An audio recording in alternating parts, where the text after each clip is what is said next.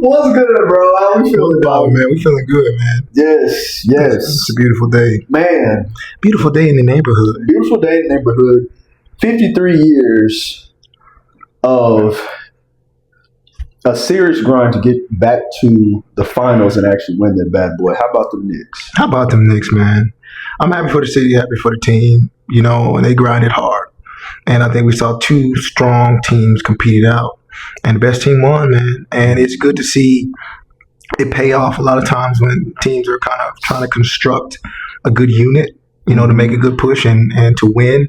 Doesn't always happen. You look at the 76ers in the process. Sometimes you have injuries, the wrong injuries at the wrong time, and it doesn't work out. So to see them building over the past few seasons, man, and get all the right pieces to the puzzle, and Villanova boys with that chemistry, gelling like that, and everybody trying to accepting their role, and them being dominant through the whole postseason, and to finish it off the same way they started, keeping their foot on the gas, being dominant, and to bring one home for the city. 53 years, that's just a long time. It's a very long As a time. fan, it's tough to be a fan that long and not get to taste victory and get to taste that feeling of excitement and celebration, with the parade and all that type of stuff. So, I know they're a very passionate bunch out there in New York, obviously, as we see. Very passionate.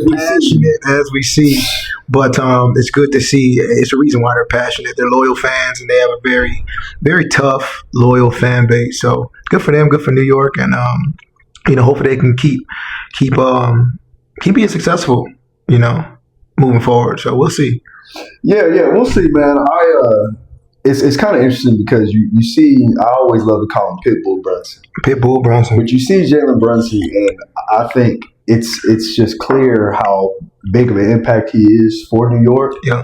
He low-key needs to get a statue. Come on, man. Because he's done 53 years. 53 years. He brought it to him, baby. He brought it to him. And I almost... And Ain't nobody think he was going to do it. I almost want to say single-handedly. Because when I look at it, Karl Anthony Towns had 5 fouls. I think he had 5 points. 2 points. Okay, see that? 2 points. 2 points. Yeah, 2 points, 5 10 fouls. rebounds, but 2 points. Right? He's been a little cold those last 2 playoff series games. Yep. I'm looking at Mikal Bridges being a little hot and cold, not as consistent. Yep. You have Landry Shamet coming off the bench. He did really well at the beginning of the series. He won them a game. I'll say that. He did. Got a little cold, but I'm just looking at there was only one other person that was kind of like Jalen Brunson's Robin the entire time they played really consistent. Yep. OG Anunoby. He was the one. He's Doing a little everything. Yeah, a little bit of everything. Very aggressive on defense, very aggressive with his offensive rebounding and defensive rebounding. Mm-hmm. He was just always in the right position at the right time. I was looking at that last game, and I was like, well, maybe this is the game the Spurs will go ahead and force a game 6. Absolutely. And Jalen Brunson, like everybody on the He said no. Right? Everybody else felt like that was the energy. Yes. Except for Brunson. He said, Nah. Brunson said, nah, bro. Nope. We're going to close y'all out now. We can't afford to just think that we're just going to automatically have game 6. But if you look at the way Jalen Brunson looked in every single interview, he was always stone cold, like, job's not finished, it's still 0-0. He was very, very determined and very assertive with like, hey, we literally got to take this one game at a time. And we need to live in the present moment. Absolutely. That game, I almost seen every Knick player outside of Jalen Brunson and OG clock out. Absolutely. It just looked like they was like, well, Yeah. you got 3 fouls. I got 4 fouls. I think Cat sat dang near the whole third quarter going into the fourth and sat a little bit of the fourth quarter too. It just seemed like, well, this is it. They back at home. I guess they were supposed to be winning at home because we debuted the first 2 games, so maybe we can win this game. You already know. But man, I'm just so glad that they found a way to win. Now, I will say this. Going into this offseason, there's a couple of things that Spurs need to do. I'm not going to even address De'Aaron Fox. Okay. I'm going to talk about Wemby. Wemby needs to get some post moves. What's interesting about looking at Wemby reminds me of a video game or a toy that you get most likely like a toy. You get a toy, you assemble a toy. The toy is assembled just enough where you can play with that toy and enjoy it, right? But at the same time, the instruction says you got to put these other two pieces on this toy to make it complete. But because the toy is pretty much doing everything that you wanted to do for yourself, you say, these other two pieces look a little complicated, so I'm going to just put those on later. That's literally a description of how Wemby looked playing into this finals, playing all the way up into the playoffs, going into the season, into the finals, because of the fact that he was like, man, he was so dominant because he's taller than everybody. He's defense player of the year.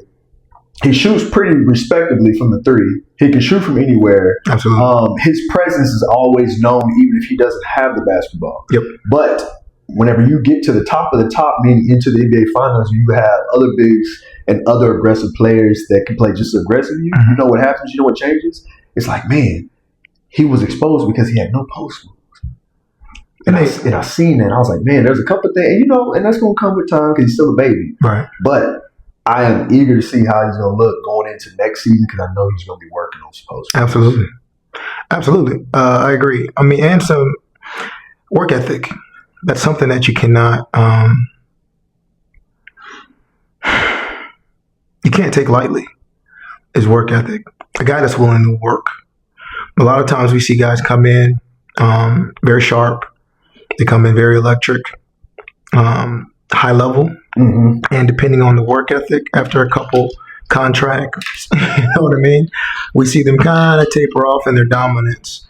And Wemby has shown me something that I haven't seen from somebody in a while, which is I think why he's garnered so much respect early on up until this point. He's shown the ability to learn and improve and to work and improve upon his skill sets.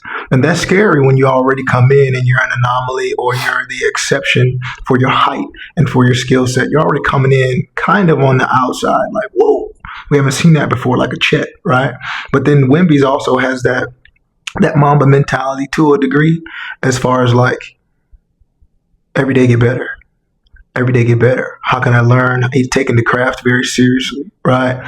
And he's very young, so he still has room to mature, still has room to grow, so much potential left in him. And for him to be the head of the snake, he's got a great surrounding cast, but be the head of the snake to take them to the finals. Some players play they play 10 years, 15 years. Some players play a lot of seasons and never see the finals. They'll see the playoffs. Some players never see the finals. That's facts. Some players never see the finals. Great players. There's some great players that's never won a championship, meaning they never won a conference title, let alone the overall championship, the conference title. And so for him to be 22 coming in with so much potential left and to be able to carry his team to the finals is substantial to me because I'm excited to see how he grows. Not just, it's not the end of what we're going to see. You know what I mean? It's almost the tip of the iceberg. Like, this is the youngest he's going to be, and we're seeing where he's at. Like, man, get an off season, put some muscle on, put some size on, work on those post moves, review some film, see where they were able to find gaps in your game and fill in those gaps. And that's an exciting place to be. You know what I mean? The only thing you can do is give everything you got. That's all you ask of a team. And it's the same thing about being the best. So if you want to be the best, you got to beat the best. And if you can't beat the best, it's okay. The best team won. That's all right. You don't want anything given to you if you don't earn it. That's all right. So Spurs go back, retool, figure out what's what. They got De'Aaron Fox is actually coming up on his 4-year extension, $228 million, I think. I don't know what they're going to do with that. I don't know if they feel like he has the potential to prove that, that was the right decision or what. I don't know what they're going to do, but that's a lot of cap space. And he's going to need to take a step. And I think that I don't have a lack of faith in De'Aaron Fox because we saw what he was when he came in. But this is once again what I'm saying about the Mamba mentality of every day get better.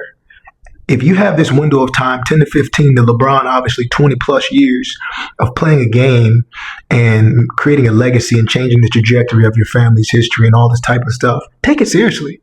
This window of time is not going to be open forever. And so if you have the opportunity I understand everybody's human. You're going through things. Sometimes it's a mental game, but read some books, right? Get around proper leadership. Reach out to some of the greats in the game, the Isaiah Thomases, right? Some of the people that played your position at a high level that are still very active in the sport, still commentating, still working as analysts. Like, get up under those guys, right? Learn as much as you can about how to be better. They just all watched a good sample size of your game. Humble yourself. Humble yourself, because obviously there's room for humility. And earn the money. Somebody believed in you enough to pay it to you. That's right. You see what I'm saying? Mm-hmm. So you've done something to show that you are potentially worth that money. And you can be a great asset to the Spurs. And I thought Chris Paul coming to the Spurs was going to help him step up and take his game to the next level. And I thought he was going to implant a little bit of that maestro, that wizardry, you know what I mean? And that just high intellect for the game in De'Aaron.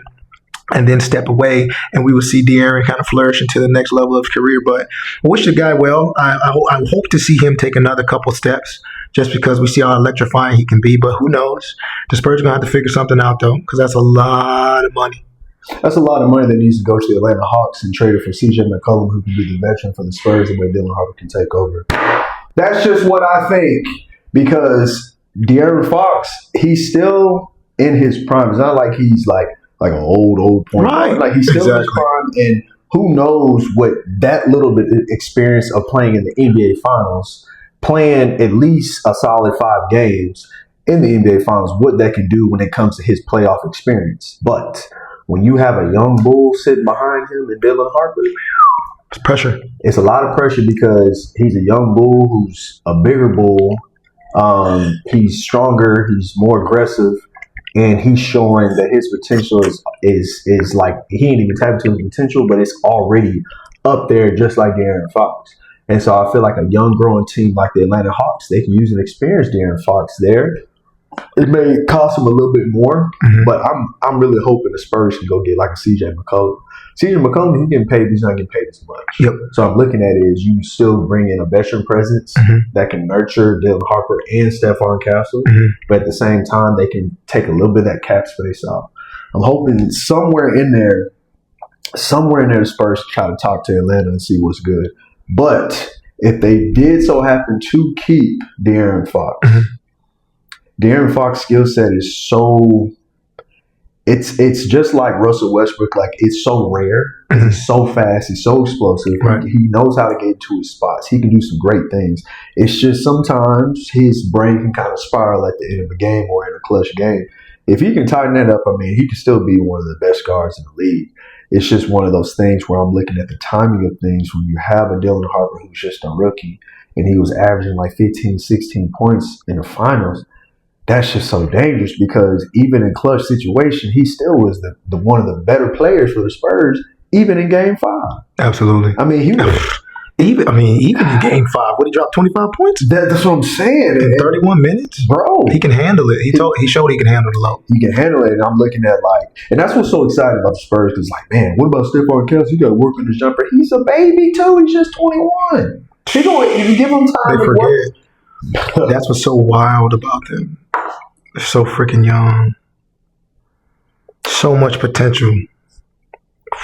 Bro. We just had the tip of the iceberg with them boys. The best is yet to come, dog. Absolutely. Yes. Hell yeah. That's good.